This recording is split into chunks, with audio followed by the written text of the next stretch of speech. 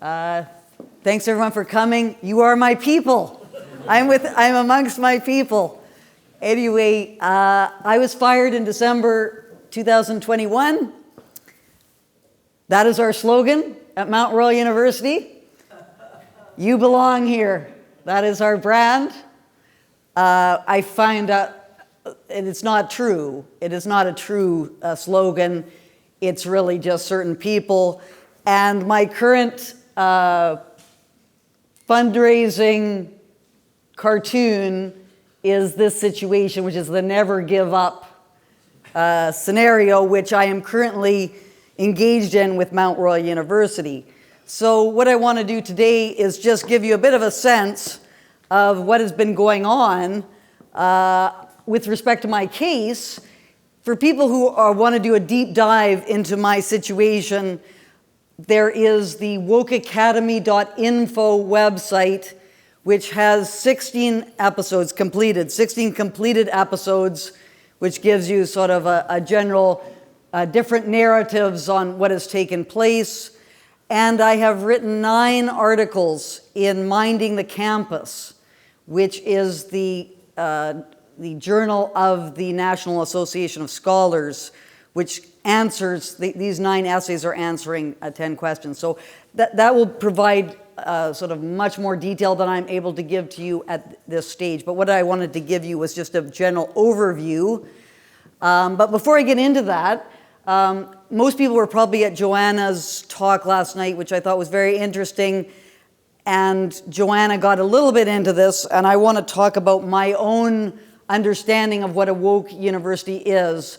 I'm currently have a manuscript called The Woke Academy, where I'm tracing the development of the woke university. So I have some academic background in this subject and my own understanding of it, which I wanted to put forward and then show you how Mount Royal University, which is my university, I'm going back there. I'm going to be reinstated. I have to be reinstated at Mount Royal University. If I'm not reinstated at Mount Royal University, universities are over in Canada because my case is nothing but speech. It doesn't concern anything else. It's all about some tweets on social media which some activists were upset about. That's basically the whole dynamic of what's going on. I wanted to just give you a bit of a sense of 2 of the most shocking incidents that happened with respect to my case. They're on my SoundCloud, so everyone, the world can listen to them and get an understanding of the terrible trouble that we are currently in at universities. This has been going on at Mount Royal since I noticed it in 2014. So 2014 was when I first sensed we're in trouble. And I knew we were in trouble. I didn't know how much we were in trouble, but and then a sequence that occurred. 2 people were pushed out of Mount Royal ahead of me. And I was aware of their cases. So I was ready for what was going to happen. And probably everyone here, if you're at a university right now, get ready. Even if you think what you do is not kind of getting into the belly of the beast and so on, there are psychopaths out there who are after you if you are speaking openly about the problems in universities. So that's something to keep in mind. And then the 4 agents of MRU destruction. Very, and I've documented most of these things in quite a lot of detail, so you can see how they actually undermine the character of Mount Royal University. And then finally, I think there are some things that we can do, and this flows quite nicely from what was happening yesterday in terms of the discussions. The legal, the bureaucratic, forget it. It's only good for raising the public profile of what's happening. We need to change the culture. That's what has to be done. If we can't change the culture, you're not going to get any of the lawyers or the bureaucrats to support you. It's the culture that we have to focus on, and that is the big question. How do we change the culture? And that a lot of thought needs to go into that. So, the woke university. I think Joanna's going to be talking about this quite a lot today. I have a lot of ideas about this. I think that the woke university is not, first of all, it's not an academic university. So we can all agree about that. If you've got a woke university, forget, open inquiry, pursuing the truth, rational discussion, critical thinking. That's gone. It's a political position that is asserting itself. But the question is, what kind of political position, which is asserting itself? And there's a couple of things going on. It's quite a complicated situation, but it involves two things: postmodernism, identity politics. Wokeism is a combination of those two things. Postmodernism, which came about in the 60s, is about attacking the Enlightenment and the pursuit of truth, replacing objectivity and trying to develop a common understanding with subjectivity. That's the nature of postmodernism. Accepting that, which should have been beaten back right away in the 60s, but we kind of entertained it. It had its certain seductions. That opened the door for identity politics to gain a foothold in the institution. It gained a foothold in non-academic areas like Black studies. It started with Black studies in the 60s, and then women's studies, and then we got Indigenous studies, disability studies, and the worst of all of them, queer studies. Queer studies is the most advocacy-oriented of all the advocacy studies departments. And those are not academic areas, they're activist areas. And what happened is they started off as a marginal kind of area within the institution, and then they gradually took over the machinery of the institution with diversity, equity, and inclusion offices, which started coming on in the 2000s. Things like the Inniskim Center at Mount Royal University, the Pride Center, the Women's Centers, all these things.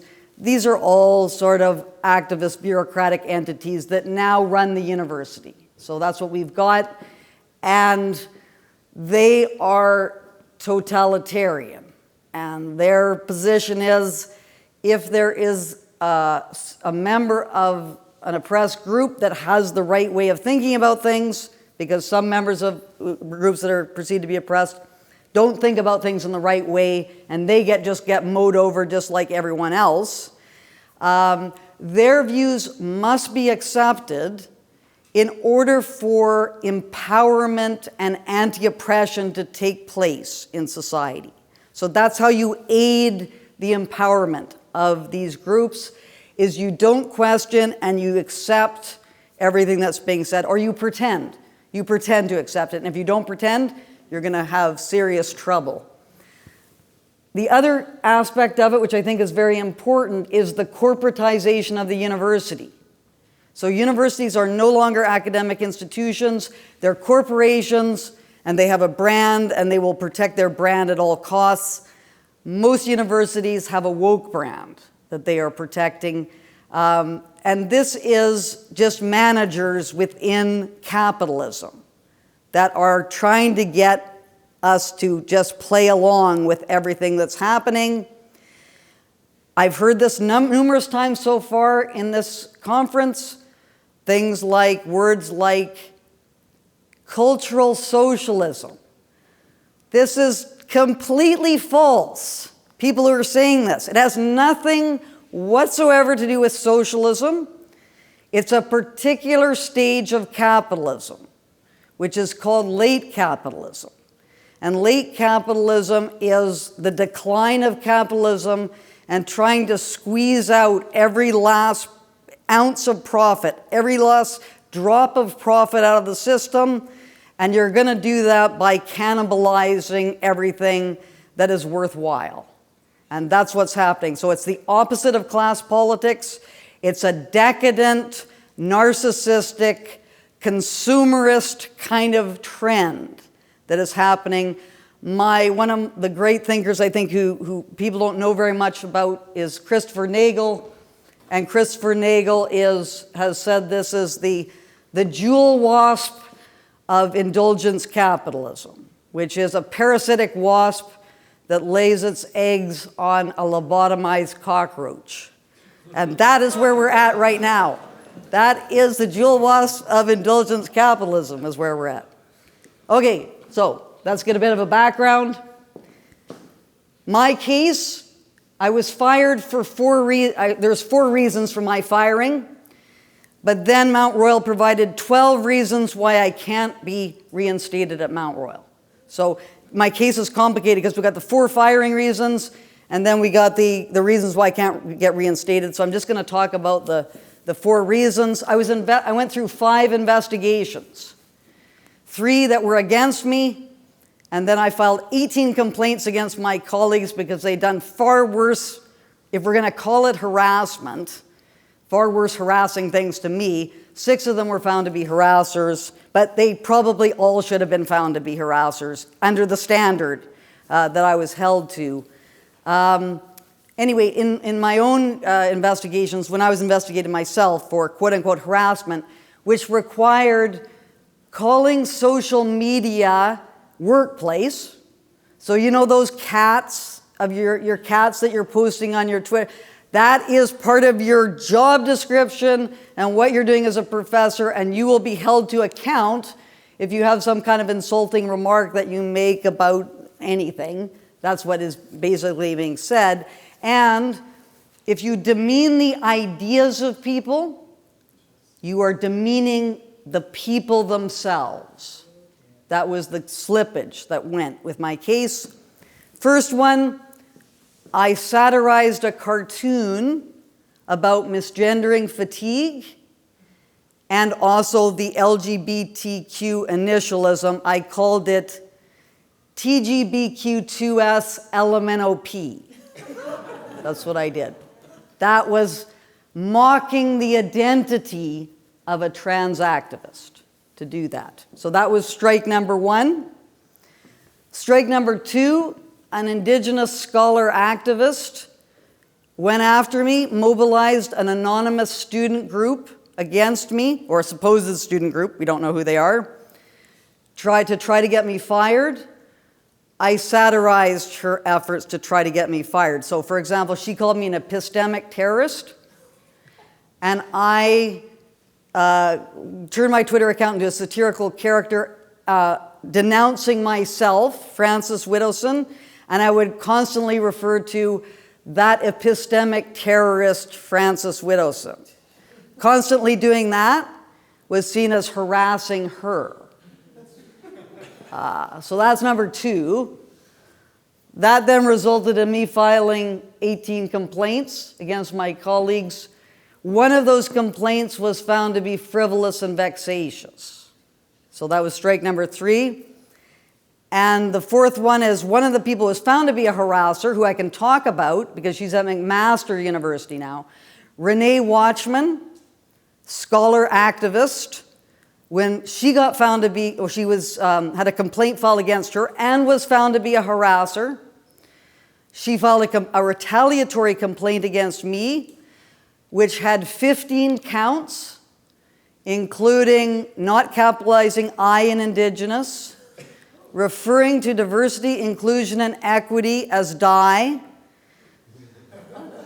not introducing myself to her during the first 2 years that she was at Mount Royal, doing a presentation in 2008 at the Canadian Political Science Association when neither of us had either come to Mount Royal yet.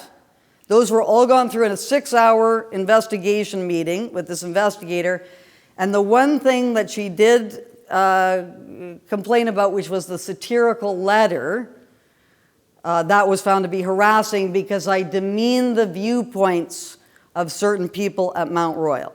And that was used as a pretext to go through my entire social media accounts as a fishing expedition to find the quote-unquote harassing tweets and whatever and so on that went forward. So those are the 4 strikes which resulted in me being fired from Mount Royal University.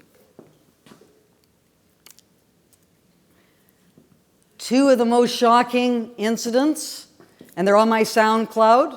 You just go Francis Wood to the SoundCloud.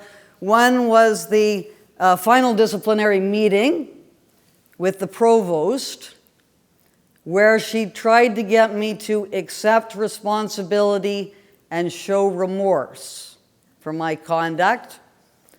I said that I can't accept responsibility because I was never told that social media was a workplace issue, and for 4 years I had colleagues defaming me on social media and Mount Royal did nothing about it. So it was my understanding that he wasn't part of that, so how can I accept responsibility for that? Showing remorse, I was just defending myself from people trying to get me fired. So how can I accept responsibility and show remorse? She just wouldn't answer and just said, just kept on saying, do you accept responsibility and show remorse? Anyway, it's a 40-minute conversation, which you can listen to. Second one, on December 20th, 2021, when they were I was invigilating an exam, I was lured into a classroom after hours, and the associate provost, tried to stop me from leaving the room. And that caused me to, in the end, and they followed me through the university with security guards and so on, and I called 911 on the university because they terrorized me so much that evening. I was very psychologically disturbed by what happened that evening, but I am not any longer. And I will hold Mount Royal University to account for what they did on the evening of December 20th, 2021, which is an absolutely shocking incident that everyone should be aware of. And people must be held responsible for what happened that evening. Significant events at Mount Royal. The first time I knew something was terribly wrong was in 2014. There was a CAUT equity workshop. A CAUT was invited by my union to give an equity workshop.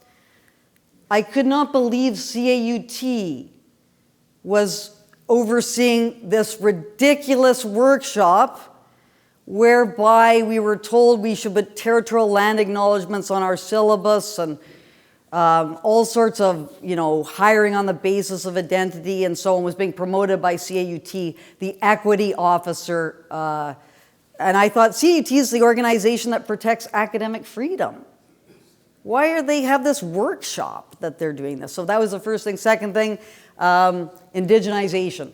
So it was announced that we would be indigenizing Mount Royal University, and that was the beginning of the end, is when we were doing that. Led to the strategic plan, 2016. We must value and respect Indigenous ways of knowing. That became policy. And there's a roundtable that was orchestrated by sabotaged by Renee Watchman and Liam Haggerty, the two, and they got promoted. After everyone knew about how Liam Haggerty was the moderator of this event, and he was having a Twitter conversation with a huge mob that he was instigating. He and Renee Watchman got promoted after that event because they were like the key architects of indigenization. And then we had the critical thinking series as part of the Rational Space Network, which was the group that I formed at Mount Royal. The trans activism event. Does trans activism negatively impact women's rights, with Megan Murphy and Julie Ray Goldstein? Julie Ray Goldstein's a trans activist. It was one of the best events ever. It's on YouTube. You can watch the whole thing. It's the only event of its kind that's ever been held at a university. That started the agitation within the trans activist element at Mount Royal. And that has been the subject. A whole bunch of things that happened because of that event have been much of the background that's been aired about my whole firing. It's deeply connected to that. Armin Navabi's talk was canceled at Mount Royal. Administration expressed regret for canceling the talk. This led 30 faculty members to send a secret letter to administration criticizing them for expressing regret over the cancellation. We still have not been able to get that letter that was sent to administration. It's going through a privacy kind of a bunch of proceedings. That's very important.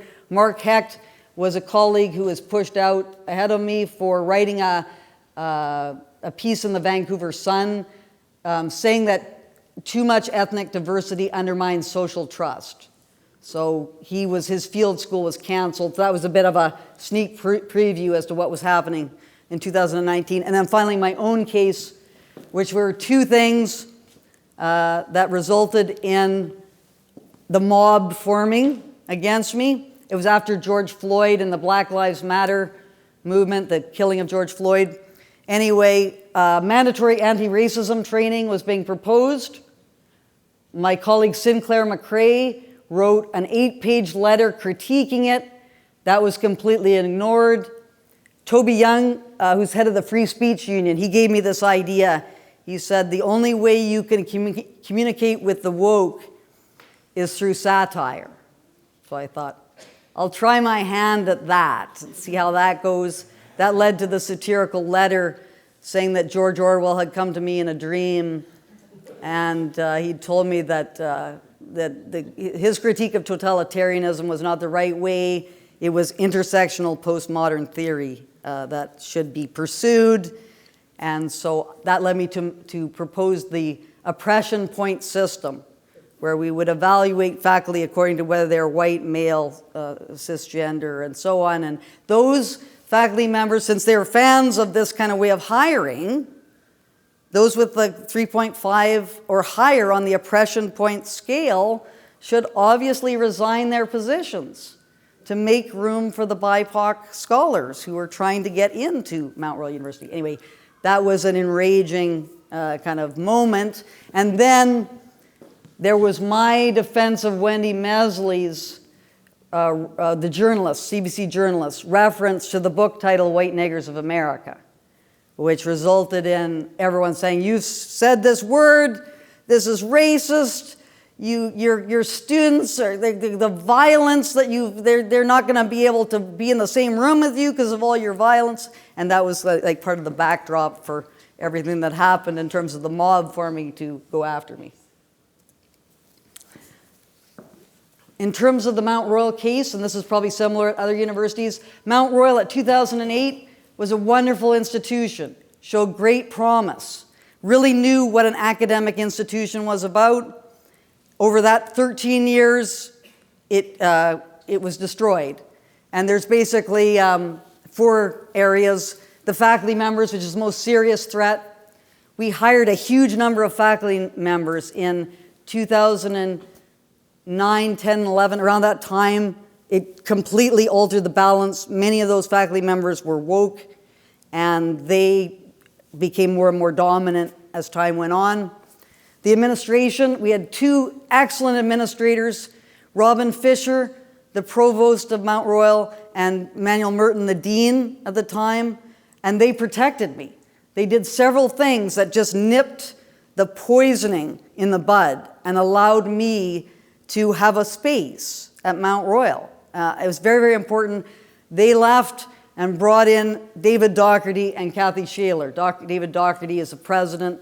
There's a recording that was provided to me of David Docherty sympathizing with students about me asking questions at GFC, at General Faculty's Council.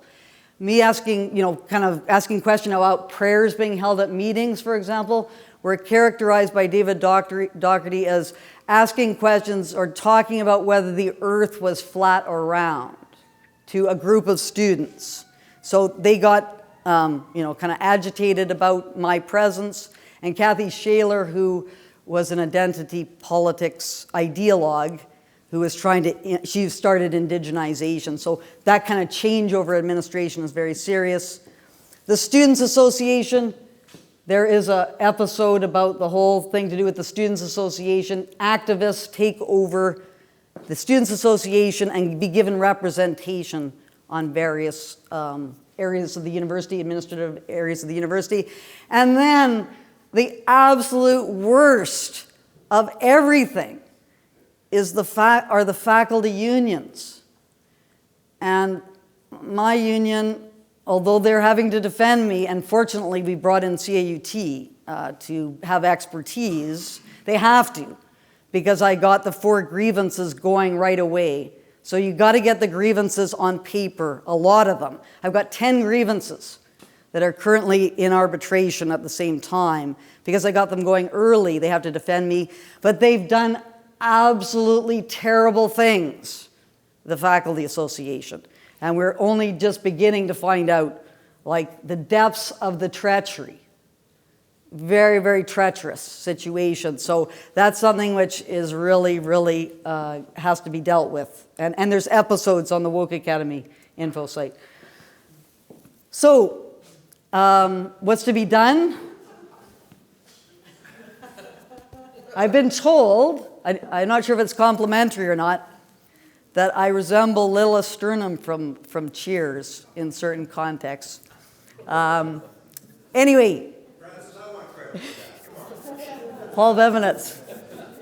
And I take it as a compliment because I will make you answer questions. I will pose questions to you. And I've been told by my adversaries that I do this relentlessly. I'm a relentless questioner, and they perceive my questions are posed with ill intent. Yes. They're not curiosity, they're exposure. They're questions to expose the irrationality of what is taking hold in the institution. So first of all, my case, I can't emphasize enough how important my case is, because I've done nothing wrong, and really it's about being a critic of wokeness. You cannot be a critic of wokeness in the universities these days. People who are woke take themselves incredibly seriously, and if you satirize their, irrationality of their ideas, they become enraged. They can't, and then, I think that it's been effective. It's been catastrophic, but it's been effective in exposing the wokeness at Mount Royal. So I can't settle. I have to be reinstated. There's no reason why I can't be reinstated. If I can't be reinstated at Mount Royal University, it is not an academic university anymore. It is an activist university. So which is it? Is it an academic university or an activist university? That's the question. It started in 2014, and it just accelerated. There's a report of the United States called the Calvin Report, which warned of this in the 1960s. Universities should not be making political statements. If they make political statements, they're signaling to the faculty and to the students, get on this side of this question, and if you don't, it's going to be dangerous, and it's going to be definitely detrimental to your ability to thrive at that institution. So we have to get those political statements out of there. My next project over the next 2 years, which I think is going to be very, very important, we need to build up the local chapters of the universities and link them into the national organization, and then link the national organization up with the international organizations, such as the Free Speech Union, the National Association of Scholars, FIRE in the United States, so we can have a concerted, organized effort to take back our universities from these activists. And that's how we're going to do it. It's going to be difficult, but we have to. Don't spend our time with legal side and bureaucratic side. Organize the professors. Find out who they are. People who will put their names on things. That's very important. If you have a professor who won't put their name on things, don't bother. Because they're cowards and they'll run. They won't stand behind you in this case. The public. This was mentioned a bit yesterday. The public does not understand how important the universities are. It's an ivory tower, and they talk.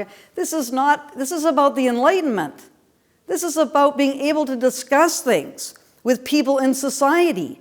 Someone said, I think it was Christina, said, we're not being disappeared. yet.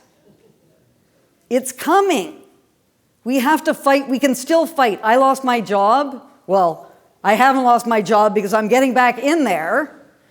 But losing my job is not being disappeared and not being thrown in jail. So we still have our ability to fight. We got to fight now. Steve said, should have done it 8 years ago. Well, there's still time, but we have to get going on it now. This is it. We don't have very much time left. The public has to know there's all sorts of important functions of universities.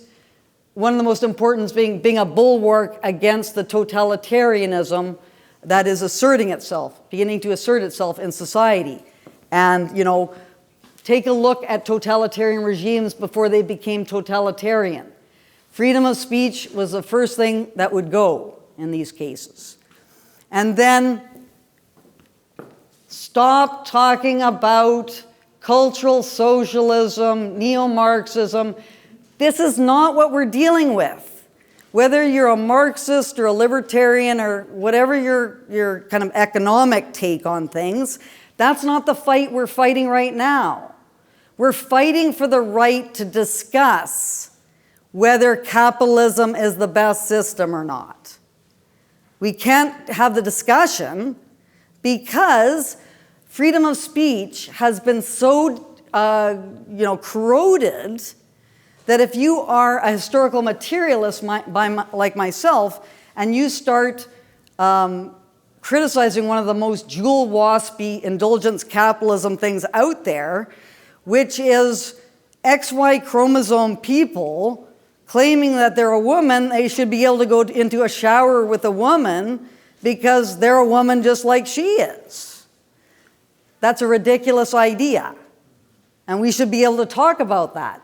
But we can't talk about that because the jewel-waspy indulgence capitalism thing has taken over and has decided that giving people hormones and all these sorts of things is a very, very important part of our current society. So George Orwell, who is the person I identify with the most, was a socialist, but he realized the terrible dangers of totalitarianism.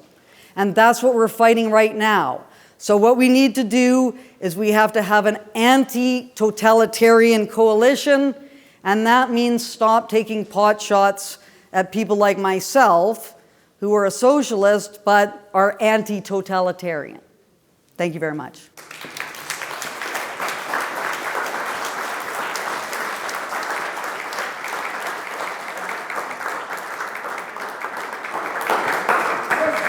Francis, I see Christina's hand first.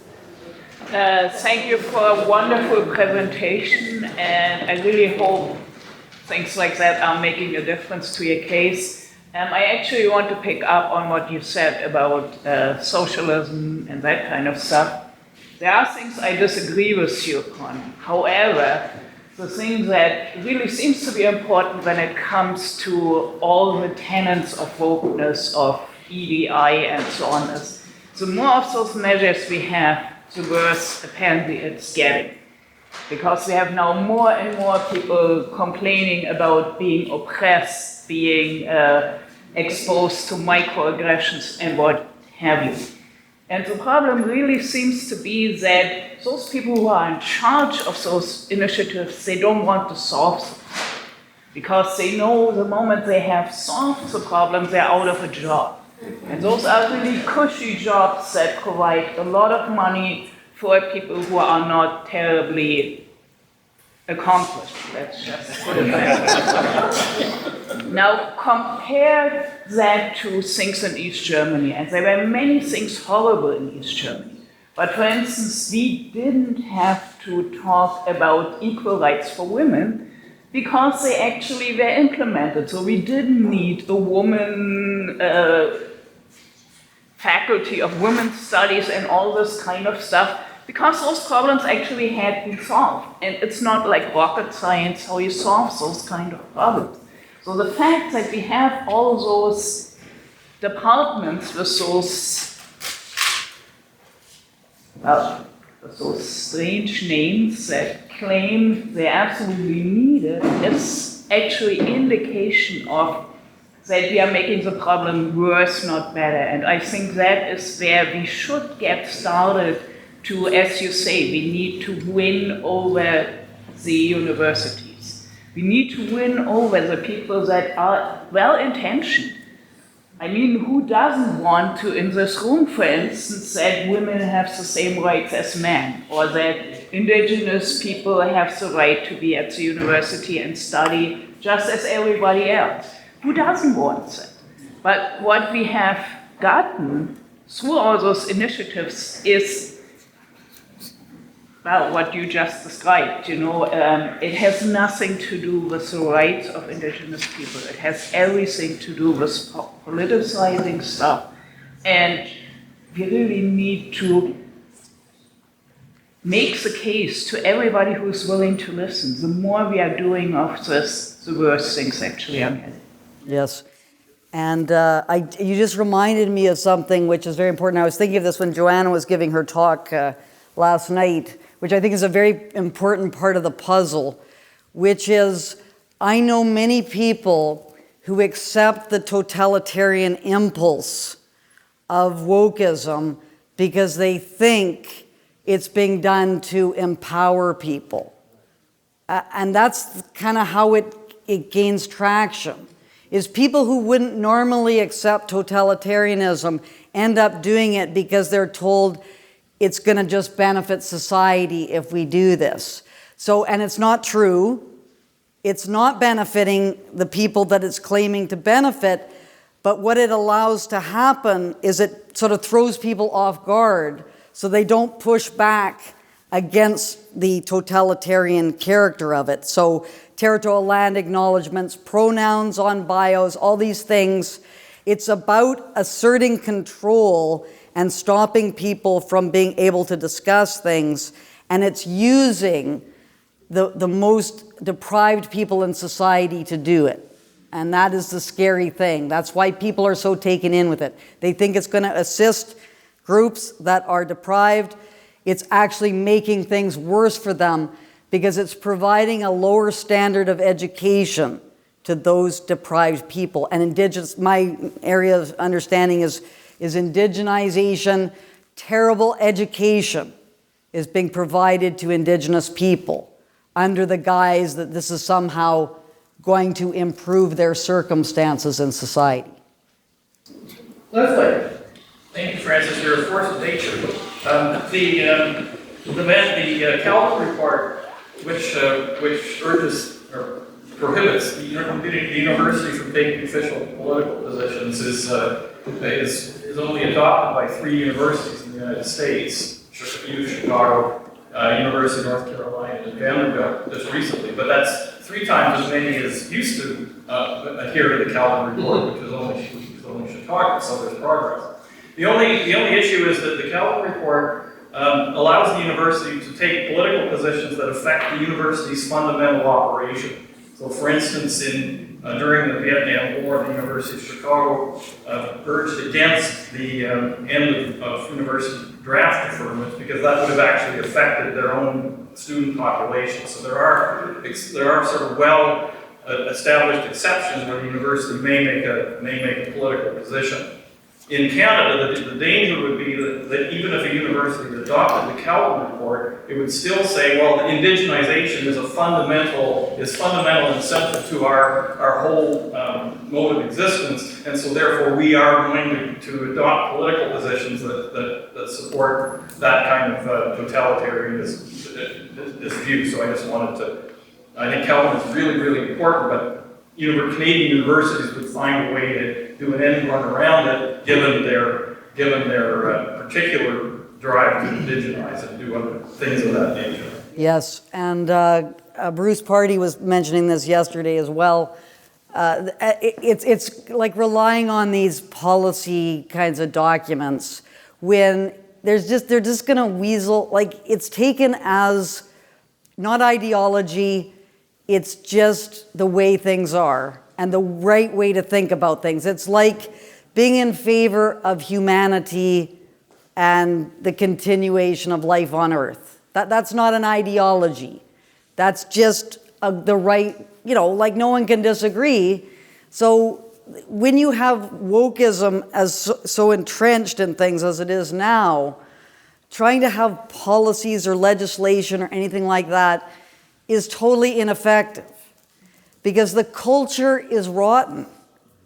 We need to change the culture, and things like what Christina was saying, which is you think you're helping Indigenous people by teaching Indigenous ways of knowing in the Indigenous educational areas.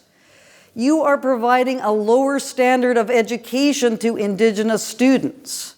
That means that Indigenous people are not going to be able to participate on an equal basis with other people in society. That's the kind of thing which is going to hit home. That kind of discussion, not we got to get this policy document in place so that administrators will feel that they shouldn't do the things that they're doing, because they're going to do the things they're doing anyway, because if they don't do them, they're going to have 30 angry ideologues that they're going to have to deal with, and that's not going to be good for the peace and harmony of their institution. So this is a situation.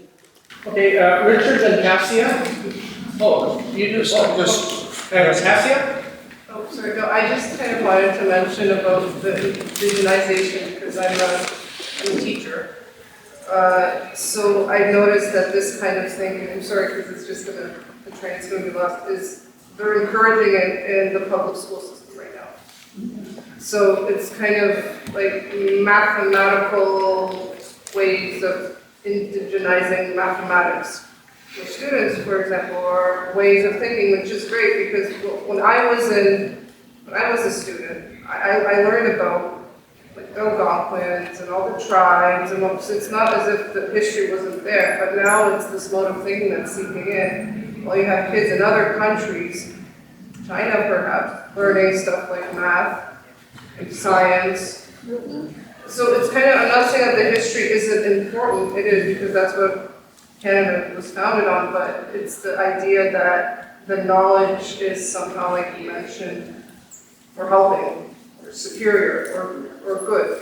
I think it belongs more in a historical kind of context rather than making math indigenous, for example, if that makes sense. Yeah, and I don't know if sure if Barbara's here today, but Barbara was talking about this last night, Barbara Miller. Anyway, there's something to this that Barbara was talking about yesterday. It's kind of a way of justifying the lower standards that are seeping in everywhere. So students can't do math now. Math is too hard, and the teachers can't teach it because so we're going to have Indigenous mathematics where you just make toboggans, and you learn about geometry by making toboggans. This is I saw that argument being made in the indigenization literature. Students can't write essays. Essays are hard. Well, let's have oral testimonials. That's the Indigenous ways of knowing. It's not through logic, which is a white supremacy culture concept. Let's have storytelling and journaling and all these kinds of things. So then you have a whole bunch of students who can't write essays, but you're pretending that they can operate at the level that students used to operate at 20 years ago. But they can't do it anymore because our educational system has deteriorated so much, and the scary thing is it's not the universities. That's the problem.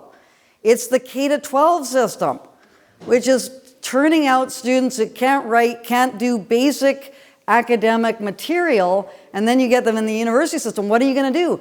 You're going to fail all your class because they can't write an essay?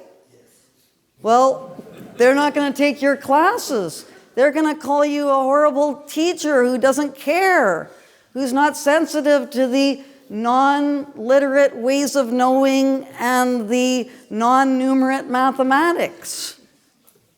You're mean. Will, and then Bill, and then Phil, and then Lil. Phil, and then Bill, and then Ava, and Mine's very brief. I just found this quote by Aldous Huxley that summarizes your situation beautifully, and I'll email it to you later. The surest way to work up a crusade in favor of some good cause is to promise people they will have a chance to maltreat someone. To be able to destroy with good conscience to be able to behave badly and call your bad behavior righteous indignation. This is the height of psychological luxury, the most delicious of moral treats.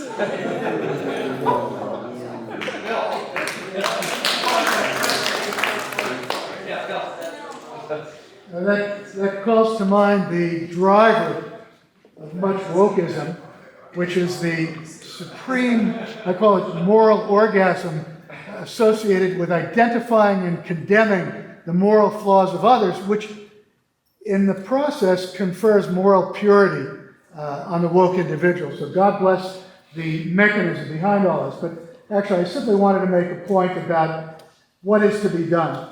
Much of what we do is reactive.